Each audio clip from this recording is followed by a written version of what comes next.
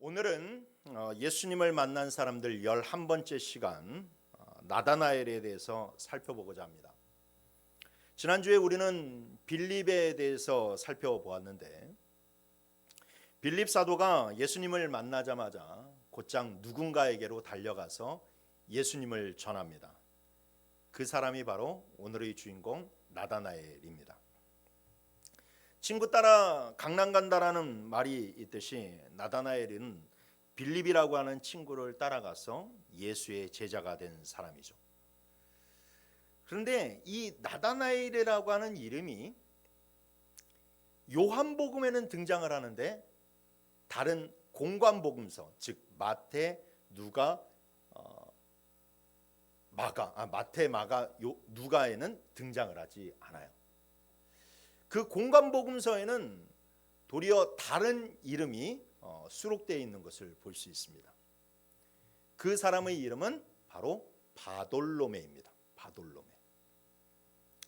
이것은 서로 다른 이름이 아니라 원래 이 사람을 부를 때 성경식으로 부르자면 뭐라고 불러야 되냐?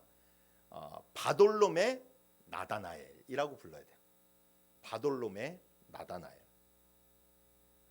우리는 이런 식의 이름을 여러 번 접했습니다. 여러분들이 잘 알고 계세요. 예수님이 시몬 베드로를 부르실 때 뭐라고 부르셨죠? 바요나 시몬. 바요나 시몬. 그리고 예수님의 12제자 중에서 작은 야고보가 있었는데 작은 야고보는 뭐라고 부르냐면 알페오의 아들 야고보라고 부릅니다. 히브리어로 바라고 하는 말은 누구누구의 아들이라는 소리예요. 누구누구의 아들. 그래서 바돌로메라고 하는 것은 돌마이의 아들이라는 말입니다. 발음 잘 하셔야 돼요. 똘마니가 아니라 돌마이의 아들. 좀 야심차게 준비한 농담이면 좀 웃어주세요.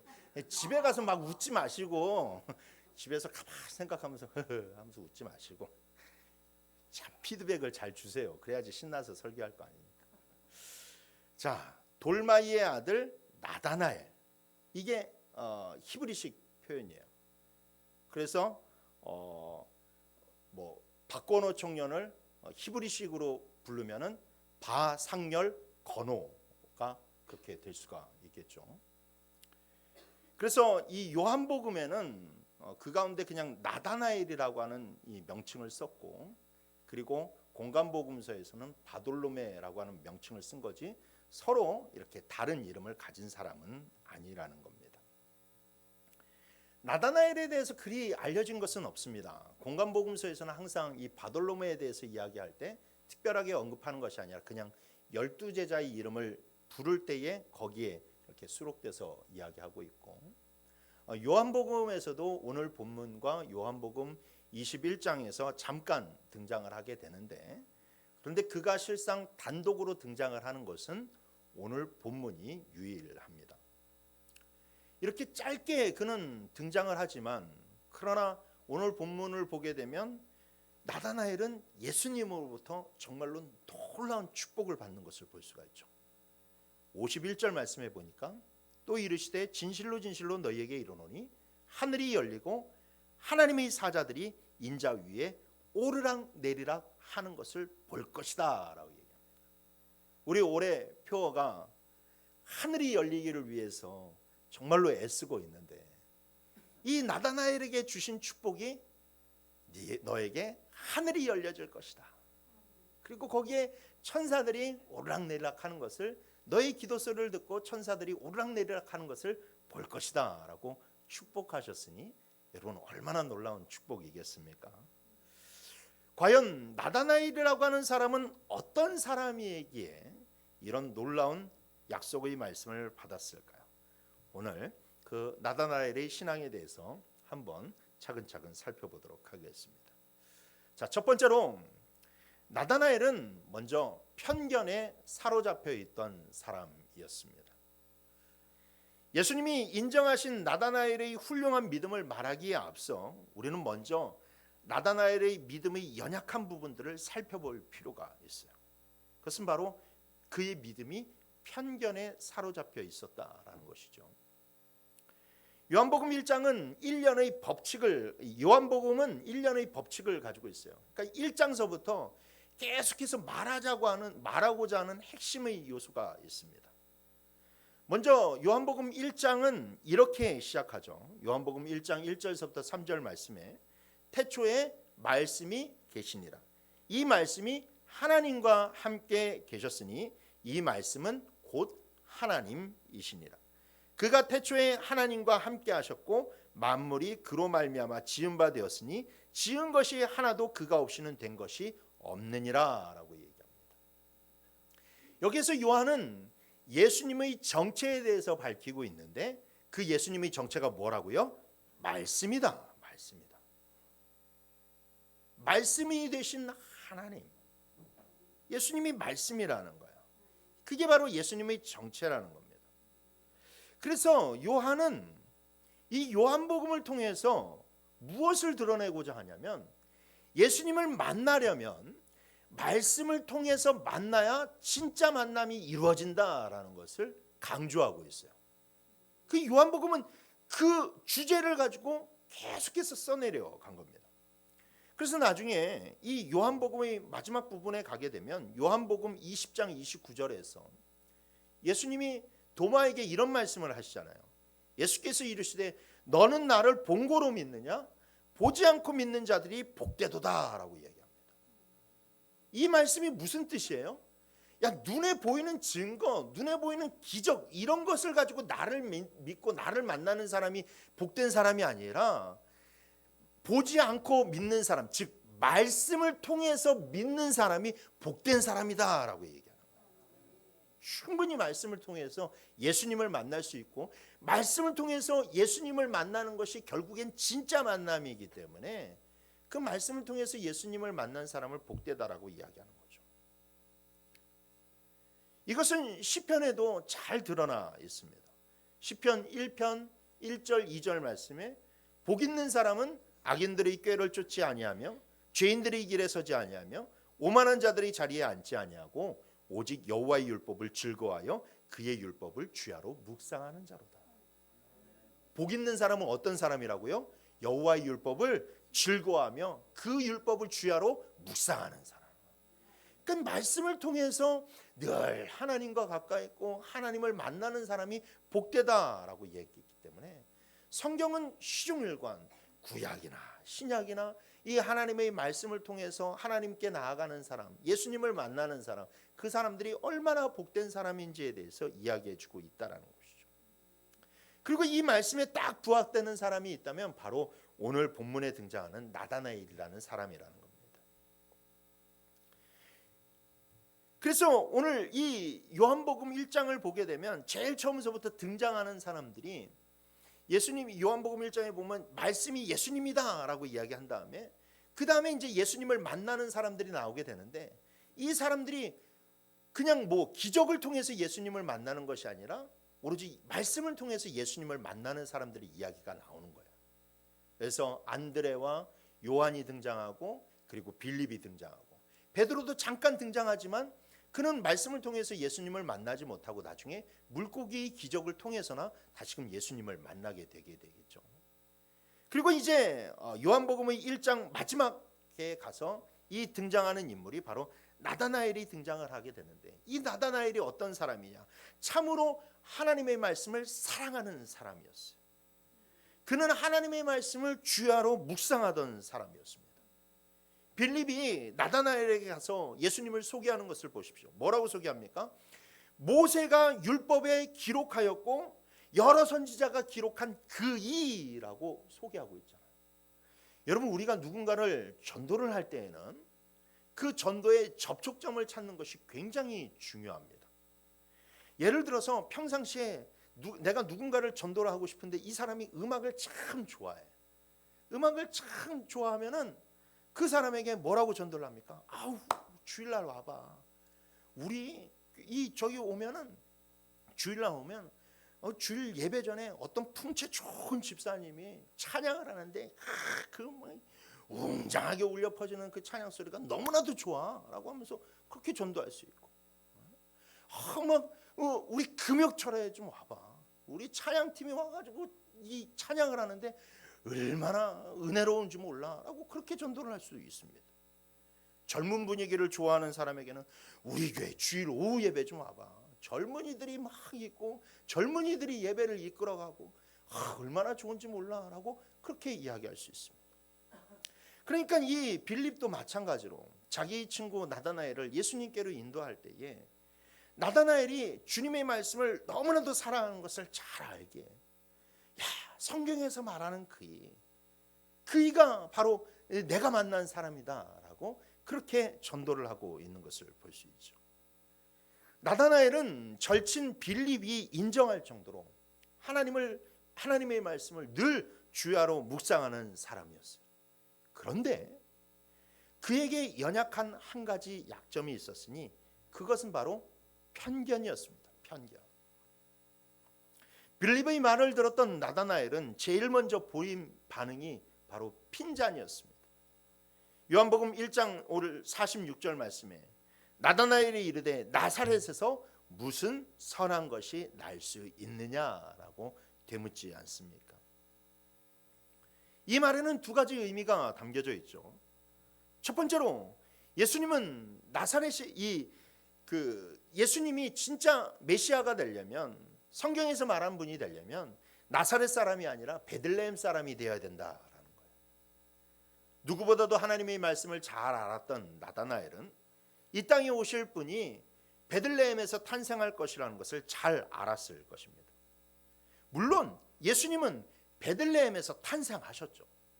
그러나 그것을 아직까지 모르는 빌립으로서는 그거에 대해서 설명을 할 길이 없었고, 이 나다나엘은 나사렛 예수라는 말을 들었을 때 그냥 당연히 거부를 하게 되었습니다. 그런데 두 번째 이유가 더 커요. 두 번째 이유는 이 말을 하는 이유가 나사렛을 무시하는 말이기 때문에 그렇습니다. 나다나엘은 가나 사람입니다. 가나 사람. 가나라고 하는 동네. 예수님이 물을 포도주로 만드셨던 기적을 베푸신 거. 근데 성지순례를 가게 되면 이 나사렛과 가나가 굉장히 가까운 데 붙어 있는 것을 알게 되실 거예요. 그래서 처음에 나사렛에 이렇게 가나로 갔다가 버스 타세요 그러면서 버스에 앉아가지고 이제 뭐 간식 좀 이제 꺼내가지고 막 뜯으려고 그러면 자 나사렛 다 왔습니다라고 하면서 다시 내려야 될 정도로 가까운 곳에 있는 것이 바로 이 나사렛입니다. 그러니까 가나 출신이었던 이 나다나엘은 나사렛이 어떤 동네라는지 잘 알고 있어요. 그것은 바로 매우 작은 시골 동네라는 것이죠. 지금이야 성지순례 가보면 나사렛이 예수님이 집이 있던 곳이니까 큰 교회도 있고 아주 도시도 크게 발전이 되어 있지만, 고고학적 발굴에 의하면 당시 예수님 당시에 마을 사람들이 한 150명 정도밖에 되지 않는 아주 작은 시골 마을이었습니다. 그런데 이스라엘의 왕으로 오시는 이가 베들레헴도 아니고 더군다나 예루살렘도 아니고 그 작은 깡촌 나사렛에서 나실 리가 없다라는 것이죠. 꼭 베들레헴이 아니라 예루살렘 예수라고 했다면 믿었을지도 모르겠습니다. 하지만 예수님의 사역 내내 나사렛 예수라고 하는 꼬리표가 달려서 갔잖아요. 절대 좋은 말이 아닙니다. 나사렛 예수라고 하는 그 꼬리표가 예수님에게 붙어 다닐 정도로 당시 사람들에게 있어서 나사렛이라고 하는 그런 동네는 너무나도 받아들이기 힘든, 즉 위대한 인물이 태어나기에는 정말로 힘든 그런 작은 동네였다라는 것이죠. 우선 나사렛은 구약 성경에 한 번도 등장하지 않는 마을입니다. 구약 성경에 언급이 되어 있지를 않아요. 그래서 이 나사렛이라고 하는 말은 항상 양면성을 가지고 있었어요. 바리새인들이나 유력자들이나 잘 나가는 그런 사회 인사들은 나사렛 예수라고 하는 말을 들으면 깔보았습니다. 아니 어디 그런 시골 촌동네에서 그렇게 교육도 제대로 이루어지지 않는 데서 우리 왕이 태어날 수 있느냐라고 하면서 항상 깔보았어요. 그런데 힘없는 자, 가난한 자, 어려운 사람들은 나사렛 예수라는 이름을 들으면 더 힘을 냈습니다. 크게 부르짖었어요. 나사렛 예수여, 나를 구원하여 주시옵소서. 나를 붙잡아 주시옵소서. 왜요? 그 나사렛 예수라고 하는 이름이 동질감을 주기 때문에 그래요. 동질감. 저분도 나사렛 작은 시골 마을에서 힘들게 그렇게 자랐으니까 나와 같은 가난한 사람, 나같이 없는 사람, 나같이 무명한 사람들을 잘 이해해 주시겠지 하고 하니까 힘을 가지고 부르짖었다. 그만큼 나사렛이라고 하는 이 말이 양면성을 가지고 있었어요. 그렇기 때문에 나다나엘도 처음에는 나사렛 예수라는 말을 들었을 때 예수님을 그냥 나사렛이라는 말만 듣고 판단해버리고 말았어요. 그렇습니다, 여러분. 우리가 말씀을 사랑하는 것 참 중요합니다. 그러나 여러분, 말씀을 진짜 편견 없이 사랑해야지. 편견을 가지고 거기 그 말씀에 편견이 더해지면요, 그것만큼 위험한 것이 또 없다라는 거예요. 왜냐? 편견은 항상 진리로 가는 길목을 가로막기 때문에 그렇죠. 이스라엘 사람들은 늘 편견 때문에 예수님을 거부했습니다. 그들 또한 메시아가 나사렛에서는 절대 나올 수 없다라고 굳게 믿었기 때문이죠. 그들은 심지어 갈릴리에서조차 어떻게 위대한 인물이 나올 수 있냐라고 이야기를 합니다. 그리고 조롱을 했어요. 요한복음 7장 52절 말씀에 보면 바리새인들이 니고데모를 비난할 때 이렇게 이야기하지 않습니까? 그들이 대답하여 이르되 너도 갈릴리에서 왔느냐? 찾아보라. 갈릴리에서는 선지자가 나지 못하느니라 라고 이야기하고 있어요. 그리고 그 학문 없는 범인들이라고 그렇게 이야기하고 있지 않습니까? 그런데 여러분, 더 기가 찬 것이 무엇인 줄 아세요? 사람들이 그렇게 나사렛에 대해서 부정적으로 이야기하고 비난하는데, 그런데 정작 그 나사렛 마을에 사는 사람들조차도 편견을 가지고 있다라는 거예요. 예수님이 이제 공생의 사역을 시작을 하시면서 나사렛에 가셨을 때 어떤 일이 벌어졌습니까? 사람들이 예수님을 다 무시했어요. 예수님이 목수의 아들이라고 하면서 예수님을 멸시하고 그를 어릴 때서부터 봐왔다고 하면서 그 말씀을 받아들이지 않는 거예요. 급기야 예수님이 설교를 하시니까 그 진리의 말씀을 들었음에도 불구하고 그 사람들은 어떻게 했어요? 분통을 터뜨리면서 예수님의 멱살을 붙잡고 마을 낭떠러지에 밀쳐 떨어뜨리려고 하기까지 하지 않았습니까? 이것만큼 정말로 편견이 굉장히 무섭다는 것을 우리는 발견할 수가 있게 되는 거예요. 편견에 사로잡히니까 예수님의 말씀이 도무지 들어갈 구멍이 없는 거예요. 여러분들이 잘 아는 이 철로 역정이라고 하는 책을 쓴 존 버년 목사님이 또 다른 책을 써낸 또 다른 저서가 있는데 바로 거룩한 전쟁이라고 하는 저서입니다. 이 거룩한 전쟁이라고 하는 저서의 내용은 무엇이냐? 사람의 영혼을 두고 두 세력이 싸우는 거예요. 그 비유를 보면 영혼성이라고 등장합니다. 영혼성. 그러니까 사람의 영혼을 성에다 비유했어요. 그래서 이 성을 차지하기 위해서 두 세력이 막 붙잡고 싸우게 되는데, 하나는 사단의 세력과 하나는 하나님의 군대의 세력이 서로 이 사람의 영혼을 차지하기 위해서 전쟁을 벌이게 되는 거예요. 그런데 이 영혼성에는 5개의 문이 있었습니다. 그 5개의 문의 이름은 하나는 눈의 문, 하나는 코의 문, 입의 문, 귀의 문, 마음의 문, 이렇게 5개의 문이 있었는데, 그 중에 이 처음에 거룩한 전쟁이 일어나게 될 때에 하나님의 군대에 있는 보아너게라고 하는 장군이 큰 나팔을 가진 나팔수를 데리고 이 이문으로 가게 됩니다. 귀문 앞으로 가게 돼요. 그러면서 나팔수에게 나팔을 세게 부르라고 얘기합니다. 나팔수가 정말로 있는 힘껏 나팔을 세게 불렀어요. 그리고 이 보아너게 장군이 우레와 같은 그러한 목소리로 너희들 거기에 그렇게 사로잡혀 있지 말고, 마귀에게 사로잡혀 있지 말고 와서 이제 성문을 활짝 열고 하나님의 군대가 너의 안에 들어갈 수 있도록 성문을 활짝 열어라 라고 하면서 이 귀문의 앞에 가가지고 그렇게 외쳤어요. 그런데 보아너게 장군이 그렇게 하늘이 울릴 정도로 큰 소리로 얘기하고 나팔수가 정말로 그 가운데 큰 소리로 나팔을 불었음에도 불구하고 아무 소리도 들리지 않고 성문은 미동도 하지 않는 거예요. 열릴 생각도 하지 않는 거예요. 알고 보니까 그 전에 이 영혼성을 차지하고 있는 사단이 이 귀문에다가 이 경비대장을 하나 세웠는데 그 경비대장의 이름이 심술 굽고 화를 잘 내는 한 노인, 그 노인의 이름이 편견 장군이었어요. 편견. 그리고 그 편견 장군에게 60명의 그런 병사를 붙여주었는데 그 60명의 병사가 다 귀머거리였어요. 그러니까 뭐 이 편견과 귀머거리들이 이 귀를 꽉 붙잡고 있으니까 아무리 뭐 우레와 같은 말씀이 울려 퍼져도 나팔 소리가 울려 퍼져도 미동도 하지 않는 거예요. 미동도 하지 않는 거예요. 존 버년 목사님은 그 이야기를 통해서 사람들이 진리의 말씀에 둔감한 이유가 바로 이 편견 때문이라고 이야기합니다. 편견 때문에. 그렇잖아요, 여러분. 전도를 많이 하시는 분들은 잘 아실 겁니다.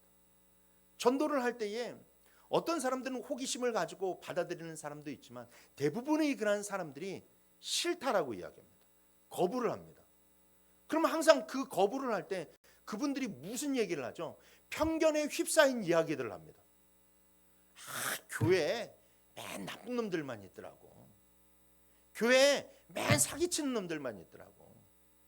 교회에 목사 맨날 돈에 눈이 뻘게 가지고 성도들한테 헌금만 내라고 하고 있더라고. 이런 어디에서 편견으로 주어들은 그런 말들을 계속해서 이야기하면서 들으려고를 하지 않습니다. 진리의 이 복음이 스며들 자리가 없는 거예요. 그처럼 편견이 참 무서운 것입니다. 그런데 이런 편견은 그냥 비단 믿지 않는 사람들에게만 있는 것이냐? 그렇지 않다라는 것이죠. 성도에게도 마찬가지라. 많은 성도들이 이 편견으로 하나님의 말씀을 자꾸만 바라보기 때문에 자기에게 오는 축복을 가로막고 있다라는 것이죠. 가장 잘못된 편견이 무엇입니까? 복에 대한 편견입니다. 복에 대한 편견. 하나님의 말씀이 궁극적으로 가르치는 복은 무슨 복입니까? 하늘의 복입니다. 영생의 복입니다. 왜 이렇게 말씀이 아멘이 적어요? 하나님의 복이 성경이 궁극적으로 말하는 복은 하늘의 복이고 영생의 복인 줄 믿으시길 바랍니다. 그게 진짜 복이에요. 그래서 성경은 뭐라고 얘기를 해요? 그 복을 거머쥐기 위해서는 때론 고난도 받아야 된다라고 얘기해요. 좁은 문을 걸어가야 된다라고 얘기해요. 그런데 많은 성도들이 이 복을 자꾸만 뭐라고만 생각하냐면 세상의 복으로만 생각을 하는 거예요. 물질의 복, 성공의 복, 그런 것으로만 자꾸만 생각한다는 거죠. 그래서 강단에서 하나님의 그 세상의 복에 대해서 막 이야기할 때는 아멘 아멘, 성공의 복에 대해서는 아멘 아멘 하는데 주의 영광을 위해서는 때론 고난도 받아야 되고 인내도 해야 되고 시험도 통과해야 된다라고 하는데 그때는 합주기가 됩시다. 합이 되는 거예요. 아멘 하잖아요. 왜 그럴까 생각을 해봤어요.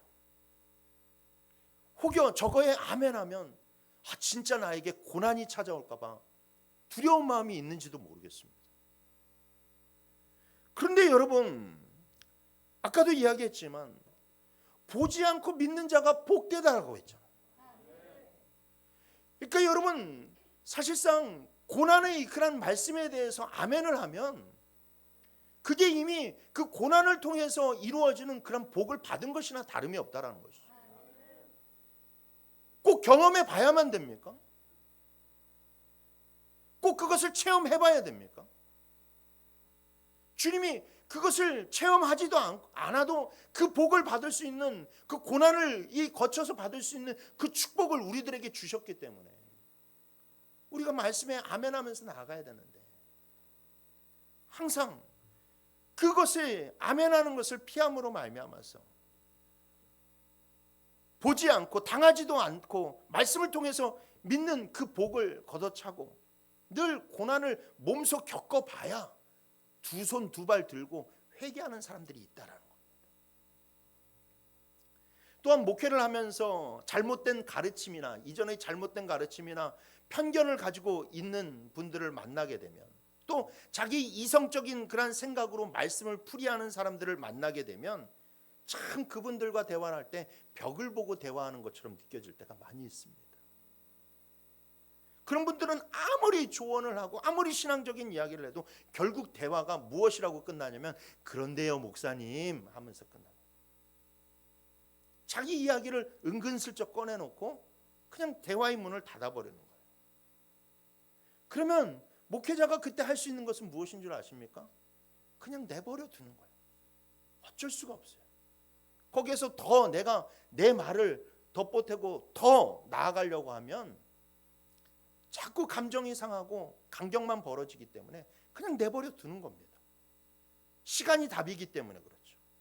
탕자처럼 결국 몸으로 체험을 해봐야 알 수 있기 때문에 어쩔 수가 없습니다. 나다나엘 또한 그런 편견을 가지고 있는 사람이었어요. 그 편견이 자칫 잘못하면 예수님을 만날 그 놀라운 그 축복, 예수님이 제자가 될 수 있는 그 일생일대의 그 축복을 가로막을 수가 있었어요. 그런데 여러분, 나다나엘이 그 편견에 사로잡혀 있던 그 믿음이 거기에서 벗어나서 예수님이 그 놀라운 제자가 되고 그 오늘의 그 축복의 말씀을 받을 수 있었던 건 무엇인 줄 아십니까? 빌립이 와 보라 라고 하는 그 한마디에 응답했기 때문에 그래요. 자기의 마음 가운데, 자기의 생각 가운데 편견이 있지만 그래도 자기가 보기에 나사렛 예수이지만 한번 들어보자라고 하고 마음을 열고 그 발걸음을 예수께로 나아갔더니 놀라운 일들이 일어나게 되었다라는 것이죠. 사도행전 17장에 보면 베레아 사람들이 나옵니다. 사도 바울이 그 사람들에게 정말로 복음을 전했는데 처음에 그들이 복음의 문이 닫혀 있었어요. 그럼에도 불구하고 그들이 바울의 말을 들었을 때 이 말이 진짜 그러한가라고 하는 마음을 좀 열면서 그것에 귀 기울이게 되었을 때 그 베레아 마을에 놀라운 축복이 임하게 되고, 나중에 사도행전을 보게 되면 그 베레아 사람 중에 이 베레아 마을에서 놀라운 그 바울의 동역자들이 일어나는 것을 볼 수가 있다라는 거죠. 사랑하는 성도 여러분, 우리는 말씀을 바로 알아야지 주어들은 편견으로 알아서는 절대 안 됩니다. 늘 진리의 말씀에 귀를 기울이시길 바랍니다. 좋은 말만 들으려고 하는 이 말씀을 편식하려고 하는 나의 귀를 여러분 이제는 활짝 열어놓고 쓴 말씀에도 아멘 하십시오. 단말씀 축복의 말씀에도 아멘 하시고 고난의 말씀, 쓴 말씀, 책망의 말씀에도 아멘 하십시오.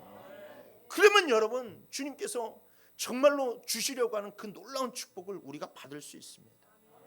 그러니 여러분, 내 생각으로 말씀을 해석하고 판단하는 것이 아니라 늘 말씀으로 내 생각과 내 삶을 판단하는 여러분들이 되시길 주님의 이름으로 축원합니다. 두 번째로, 나다나엘은 인격적으로 예수님을 만났습니다. 여러분, 이게 참 중요합니다. 신앙의 핵심이라고 할 수 있어요. 인격적으로 예수님을 만나는 것. 자, 친구 빌립이 권유를 하니까 그가 그래도 마음을 좀 열고 나다나엘은 예수님께로 나왔습니다.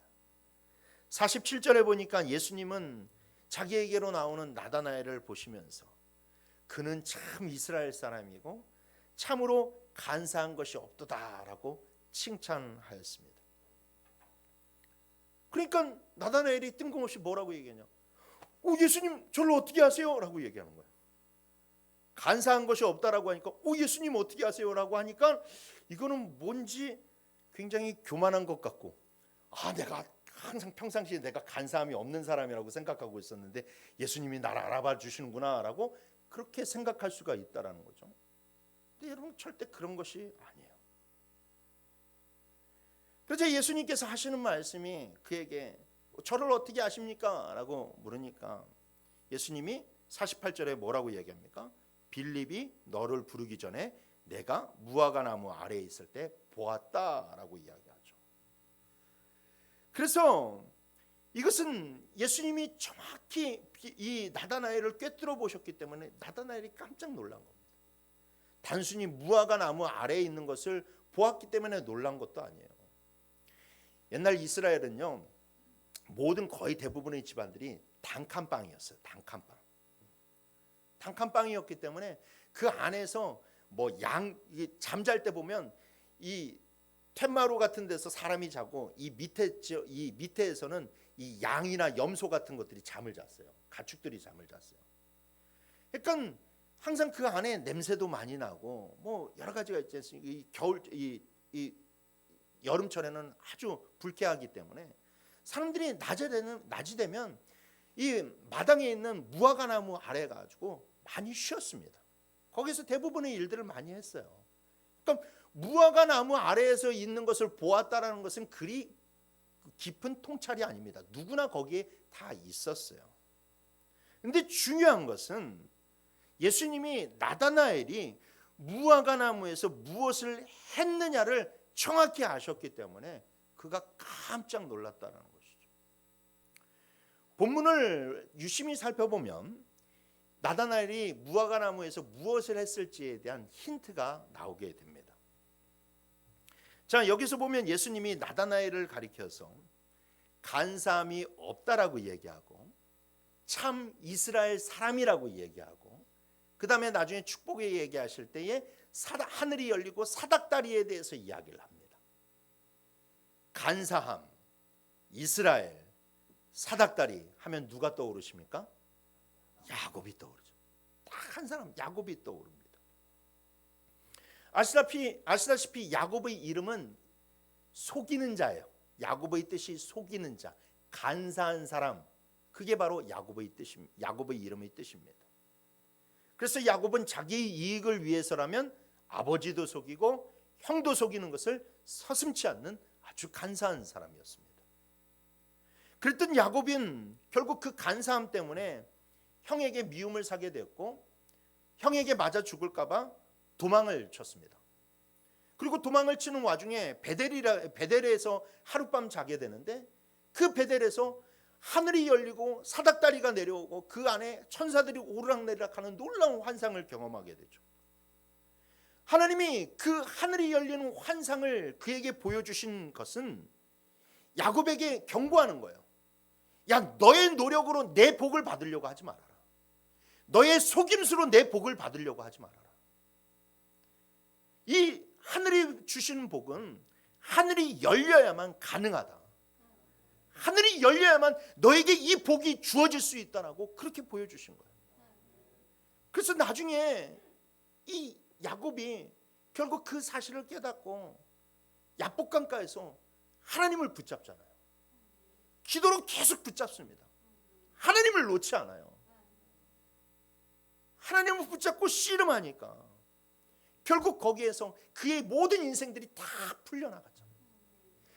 정말로 몇 년 동안 이렇게 오랜 세월을 지나면서 형 에서에 대한 두려움이 있었고 자기가 많은 것을 벌어도 이것을 과연 지켜낼 수 있을 것에 대한 두려움이 있었고 이제 정말로 그 많은 것을 벌었지만 그것을 송두리째 형에게 갖다 바쳐야 되는 송두리째 빼앗겨야 될 만한 그런 위기에 있었는데 그가 하나님께 야복강가에서 기도했더니 하나님을 만나고 하늘의 문이 열려서 그 모든 것이 해결이 된 거예요. 그때에 하나님이 이 야곱의 이름을 바꿔주시잖아요. 뭐로 바꿔주십니까? 이스라엘이라고 바꿔주십니다. 그러니까 제가 엊그제 이 금요 철야 때도 잠깐 얘기를 했지만 이스라엘이라고 하는 말의 뜻은 기도로 하나님과 씨름하는 자예요. 기도로 하나님과 씨름하는 자. 그게 여러분 이스라엘의 뜻입니다. 그게 이스라엘의 정체성이에요. 참 이스라엘은 기도로 하나님과 씨름하는 사람들이 되어야만 되는 거예요. 자기 간사한 모든 것들을 다 내려놓고 하나님과 씨름해야 되는 사람. 그날 나다나엘은 무화과 나무에서 그 야곱의 성경 이야기를 묵상하고 그에 관한 기도를 한 것으로 보이죠. 자기가 그 말씀에 비추어 보았더니 자기가 야곱이라는 거예요. 자기가 야곱. 내가 그렇게 간사한 사람이었구나. 여러분, 여기서 간사함이 없다라고 칭찬하신 거는 나다나엘이 그만큼 정직하다, 막 정말로 법이 없어도 살아갈 사람이다, 그런 의미로 하신 말씀이 아니에요. 하나님 앞에서 자기를 숨김없이 드러났다라는 것이죠. 하나님 앞에서 속이는 것이 없다라는 거예요. 하나님 앞에서 속이는 것이 없다. 그래서 나다나엘은 하나님 앞에서 자기가 정말로 간사한 사람이고, 그리고 자기 민족을 보니까 자기 민족이 또 하나님을 그렇게 속이고 예루살렘 성전에서 늘 허례의식만 차려입고 이런 것들을 보이니까 그가 너무나도 마음이 아파서 하나님, 야곱을 보니까 죄가 보입니다. 하나님, 나도 야곱처럼 이스라엘 사람이 되게 해주세요. 하나님, 나 이 간사함을 버리고 정말로 간사함이 없는 사람으로 살아가게 해주세요 라고 그렇게 기도했어요. 그리고 예수님을 만났는데 예수님이 보시자마자 뭐라고 얘기하시는 거예요? 야, 네가 참 이스라엘 사람이고 네가 진짜 간사함이 없는 사람이다라고 얘기해요. 응답하신 거예요. 좀 전에 그가 그렇게 기도를 했는데 예수님이 그날 그를 보시는 즉시 그에게 응답을 주시는 거예요. 네가 진짜 이스라엘 사람이고 네가 진짜 간사함이 없는 사람이다. 그러니까 나다나엘이 깜짝 놀란 겁니다. 어떻게 내가 좀 전에 한 기도를 알고 그 기도에 대한 응답을 주시는가? 그는 그 기도의 응답을 통해서 예수님을 만나게 되죠. 그래서 바로 하나님의 아들이라고 그렇게 신앙 고백이 튀어나오지 않습니까? 그렇습니다. 요한이 이 나다나엘과의 만남을 기록해 놓은 것은 이것이 바로 성도가 예수님을 만나는 가장 이상적인 만남이기 때문에 그래요. 즉 인격적으로 주님을 만나는 거. 적어도 하나님 앞에서만은 솔직한 사람으로 나아가는 거. 종교적인 허울에 가려져 있는 것이 아니라 종교적인 형식을 따라감으로 말미암아서 내가 하나님을 믿고 있다라고 착각하는 것이 아니라 진짜 그 입술에 그 마음에 하나님을 생각하고 기도로 하나님과 대화하고 그 놀라운 신앙의 교제를 하는 것, 그게 바로 예수님과의 진정한 만남이라는 겁니다. 여러분, 사람이라는 존재는요, 남 앞에서 가려야지만이 서로가 은혜가 되는 존재입니다. 맞아요. 아멘이에요. 사람은 남 앞에서 자기를 가려야 돼요. 막 솔직하면 좋을 것 같죠? 여러분, 솔직해져 봐야 별로 그렇게 좋을 거 없습니다. 솔직해봐야 뼈 있는 말만 하죠. 그리고 그 사람의 치부를 알아가면요, 은혜가 안 돼요. 막 좋다가도 여러분, 뭐 우리가 요즘 왜 뉴스에 보면 뭐 하다가 무슨 녹취록이 막 발견되고 그러잖아요. 녹취록 같은 것들을 보게 되면 그 사람의 평상시 알지 못했던 모습들이 이렇게 까발려지지 않습니까? 그 순간 그 사람에 대한 보는 시선들이 완전히 달라지잖아요. 그러니까 누군가를 알아간다라는 것은, 그 속마음을 아는 것은 서로에게 은혜가 안 돼요. 그래서 목사라고 하는 이 직이 굉장히 외로운 게, 때로는 말씀 때문에 여러분들과 거리를 둬야 됩니다. 자꾸 알아갈수록 그리 좋을 게 없어요. 여러분들이 제 속마음 알고 제 일거수일투족을 알면 은혜 받을 줄 아세요? 아니요, 은혜 안 됩니다. 은혜 안 돼요. 저런 사람을 알게 되면 은혜가 안 돼요. 그리고 더 나아가서 저런 사람의 속생각을 알면 여러분 더 은혜 안 됩니다. 내가 여러분들을 어떻게 생각하는 줄 알고, 내가 여러분들 없을 때 집에서 무슨 이야기를 하는 줄 알고. 근데 그걸 모르니까 은혜가 돼요. 그걸 모르니까 여러분들 이 자리에 앉아서 아멘, 제 말에 제가 전하는 설교에 아멘하는 거지. 저를 알면 제가 아무리 이야기해 보십시오, 속으로 뭐라고 생각하겠어요? 아우, 똥 묻은 개가 겨 묻은 개 나무라네. 그런 말만 할 거 아닙니까? 그게 바로 사랑과의 관계의 진실이에요. 그런데 여러분, 우리가 하나님 앞에서도 그럴 수가 있어요. 하나님 앞에서도 자꾸만 우리 자신을 감추려고 할 수가 있어요. 하나님과의 관계에서는 그래서는 안 됩니다. 사랑과의 관계에서는 어느 정도 서로가 이렇게 겸양도 차리고 격식도 차리고 그래야 될지 모르겠지만, 하나님과의 관계에서는 그렇지 않아야 된다. 적지 않은 성도들이 겉모습으로 꾸민 신앙으로 하나님께 인정받으려고 해요. 야곱처럼 자기의 힘으로 복을 차지하려고 합니다. 그러나 여러분, 사도 바울이 이렇게 얘기하잖아요. 로마서 2장 28절 29절 말씀 다 같이 읽어봅시다. 시작.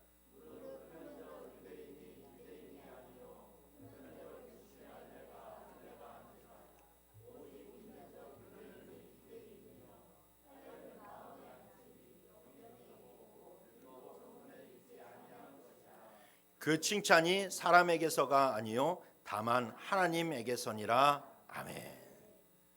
사도 바울은 야, 진짜 유대인이 누군지 아느냐, 진짜 할례를 받은 이스라엘 백성들이 누구인지 아느냐, 마음이 정직한 사람이라는 거다. 진짜 마음에 하나님을 모시고 마음에서 진짜 하나님과 대화가 일어나야 된다는 거죠. 겉모습만 그냥 예수 믿는 척 하는 것이 아니라 진짜 그 속사람이 뒤집어져야 된다는 거예요. 남에게 보여주기 위한 그런 경건으로 내가 예수 믿는 사람이요 라고 그렇게 인정받기를 원하는 것이 아니라 진짜 내 속마음에 진실한 이 신앙의 고백과 진실한 기도로 말미암아 사람에게 받는 칭찬이 아니라 하나님께 받는 칭찬이 우리에게 있어야 된다는 겁니다. 그게 바로 여러분 진짜 기도고 진짜 믿음이라는 것이죠. 우리가 요즘 새벽 예배 때 시편을 계속해서 살펴보고 있지 않습니까? 근데 이 시편이 이제 점점 후반부로 갈수록 보게 되면, 특별히 다윗의 시편을 보게 되면요, 그 시편이 참 어떻게 이게 기도일 수 있을까 있을 정도의 내용들이 많이 있습니다. 하나님, 저 인간 망하게 해주세요. 하나님, 저 인간 넘어지게 해주세요. 하나님, 저 인간 심판하게 해주세요 라고 하면서 계속해서 그런 말들을 다윗이 하나님 앞에 쏟아내는 거예요. 자기 마음을 감출 수가 없는 거예요. 감추지를 않는 거예요. 왜? 하나님이 이미 다 아시니까. 하나님이 아시니까. 자기가 막 다윗이 무슨 성인군자가 돼서 그런 말, 뭐 사울이 자기를 죽이려고 할 때, 원수들이 자기를 욕할 때 뭐 아무렇지도 않은 것 아니라는 거죠. 시편을 보면 다윗의 그 속마음이 그대로 드러나고 있어요. 그는 속마음으로 얘기합니다. 죽일 놈 좀 죽여주세요. 온갖 이야기들을, 입에 담지 못할 이야기들을 계속해서 쏟아내요. 그가 그렇게 이야기할 수 있는 것은 이미 하나님이 그 마음을 아시기 때문에.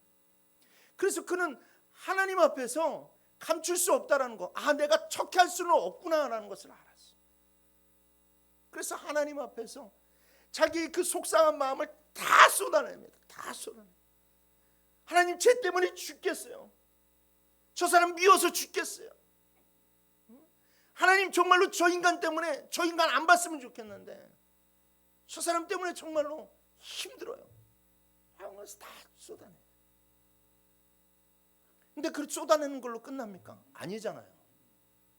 하나님이 거기에 응답하십니다. 위로하세요. 그러니까 그가 그 어려운 순간에 솔직한 기도로 하나님을 만나고 하나님의 응답 받으니까 나중에 다시 사울이 또 자기를 죽이려고 하면 또 용서하는 거예요. 용서하는 거. 나아가서 좋은 말로 하고 친절한 말로 하고. 그것이 자기 인격에서 비롯되는 것이 아니라 하나님과의 그 관계에서 그것이 해결되니까 그것을 이길 수 있는 힘이 그에게서 생겨나게 되었다는 거죠. 그래서 여러분, 우리는요, 하나님과의 관계에서 바로 세울 때는 반드시 중요한 것이 나의 속마음을 절대 가려서는 안 된다라는 거예요. 위선적으로 신앙생활해서는 안 된다라는 겁니다. 늘 나다나엘처럼 솔직하고 정말로 진실하게 하나님께 나아갈 수 있어야만 돼요. 자신의 간사함을 인정하는 사람이 하나님께 간사함이 없다라고 인정받는 것이지, 자기가 얼마나 간사한 사람인지를 모르고 오로지 행위로만 하나님 앞에서 인정받으려고 하는 것은 도리어 하나님 앞에서 간사한 사람이 될 수밖에 없다라는 거예요. 그래서 여러분, 우리는 예수님을 인격적으로 만나야 됩니다. 예수님을 인격적으로 만난 사람은 기도가 솔직해요. 그리고 그분을 진짜 마주서면 사람 앞에서는 위선도 있고 가식도 있을 수 있지만 늘 그 속마음을, 그 애타는 속마음은 하나님 앞에 쏟아내고 하나님과의 관계에서 위선도 없고 가식도 없는 그런 신앙생활을 할 수 있다는 거예요. 여러분, 사람이기 때문에 실수할 수 있습니다. 사람이기 때문에 부족할 수 있습니다. 그렇다면 여러분, 우리가 하나님 앞에서만큼은 마음의 찔림이 있어야 된다는 거예요. 내가 사람을 용서하지 못했던 것, 사람을 품어주지 못했던 것, 이해하지 못했던 것, 모진 말을 했던 것, 그 모든 것들을 그 사람 앞에서는 참 힘들어도 내가 하나님 앞에서는 적어도 눈물 흘리면서 회개하면서 나아갈 수 있어야만 된다는 것이죠. 늘 자신의 연약함과 부족함을 돌아보면서 자신을 야곱과 같은 사람이라고 고백할 수 있는 사람, 그 사람이 바로 참으로 참된 영적 이스라엘 사람인 줄 믿으시길 바랍니다. 여러분, 우리 기도가 이렇게 솔직하게 바뀌게 되면 우리에게 놀라운 변화가 일어나게 되는데, 그것은 바로 하늘이 열린다라는 거예요. 아멘. 여러분, 여러분 진짜 기도가 솔직해지잖아요. 내가 하나님 앞에 나의 이 못난 모습들을 다 고백하고 하나님 앞에 나아가잖아요. 그러면 여러분 진짜 놀라운 체험할 수 있어요. 거짓말이 아닙니다. 주님의 음성이 들려요. 주님의 뜻이 느껴져요. 마음에 감동이 넘치고 이전에 내가 할 수 없었던 일들을 정말로 내게 능력 주시는 자 안에서 할 수 있는 힘이 생긴다라는 겁니다. 예수님이 나다나엘에게 이렇게 말씀하셨죠. 50절 51절 우리 다 같이 읽어봅시다. 시작.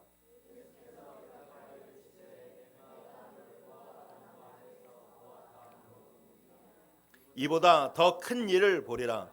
또 이르시되 진실로 진실로 너희에게 이르노니 하늘이 열리고 하나님의 사자들이 인자 위에 오르락 내리락 하는 것을 보리라 하시니라. 아멘. 예수님은 늘 자신이 위에 하늘이 열려 있다라고 말씀하십니다.